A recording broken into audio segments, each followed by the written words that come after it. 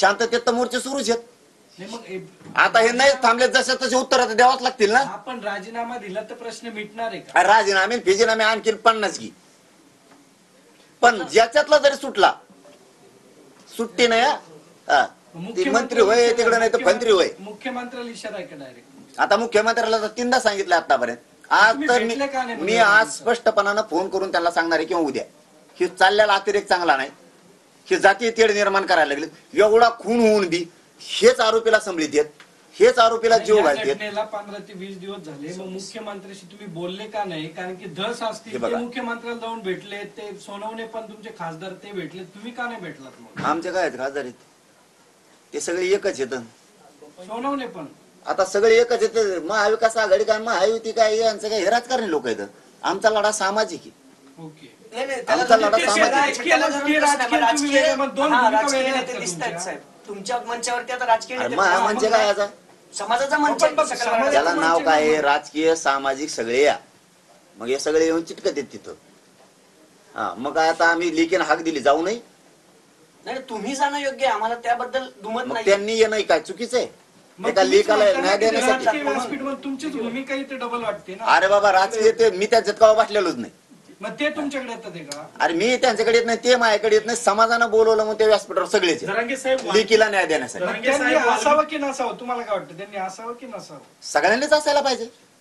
राजकीय की बिगर राजकीय? आता ते राजकीय म्हणून येतात, पण त्यांनी बिगर राजकीय म्हणून यावं त्याच्यात. महाविकास आघाडीनं पण आणि महायुतीनं पण. पाटील संतोष देशमुखचा खून आता जवळपास महिना होत आला. वाल्मिक कराडचा त्यात सहभाग आहे की नाही हे अजूनही स्पष्ट होत नाहीये. फोन करून दाखवलं म्हणताय. आता जवळपास त्यातले सगळे आरोपी पोलिसांच्या अटकेत आहेत. चौकशीतून काय निष्पन्न झाले अजून काही स्पष्ट होत नाहीये. सरकार याच्यात काही लपवतंय का काय होते नेमकं? लपू तर देणार नाहीत, मॅटर तर दबवू देणार नाहीत आणि जिरू पण देणार नाही. पण ते दाखित नाहीत आपल्याला. ते म्हणते सांगता येत नाही तुम्हाला. विचारलं तर ते म्हणजे तुम्हाला उघड नाही करतात. नको करू आता.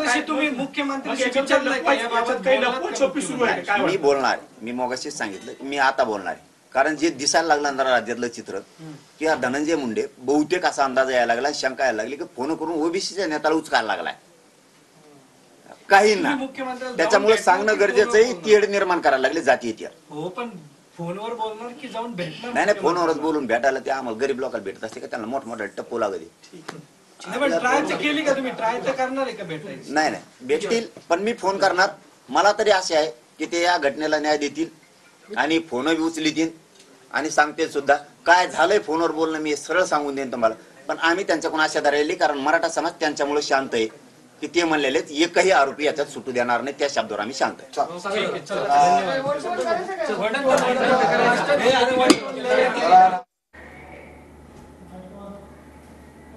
पुण्यामध्ये आज सर्वपक्षीय मोर्चा निघतोय आणि या मोर्चामध्ये जरांगे पाटील सुद्धा सहभागी होणार आहेत आणि त्यांची वक्तव्य आपण या ठिकाणी पाहत होता. धनंजय मुंडे जातीय तेढ निर्माण करण्याचा प्रयत्न करत आहेत असं